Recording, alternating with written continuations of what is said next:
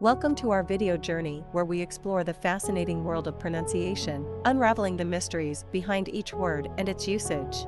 In this video, the word is abolish. Abolish. Abolish. Abolish is a verb that means to officially end or eliminate something, such as a law, system, institution, practice, or custom. It involves putting an end to a particular entity or concept, typically because it is considered outdated, unjust, or no longer necessary. Example 1. The government decided to abolish the outdated tax law to simplify the tax system for citizens and businesses.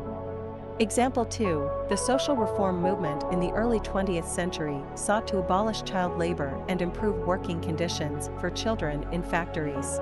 Stay tuned for more linguistic wonders and join us in unlocking the magic of language. Thanks for watching, and until next time, keep speaking, writing, and embracing the beauty of words.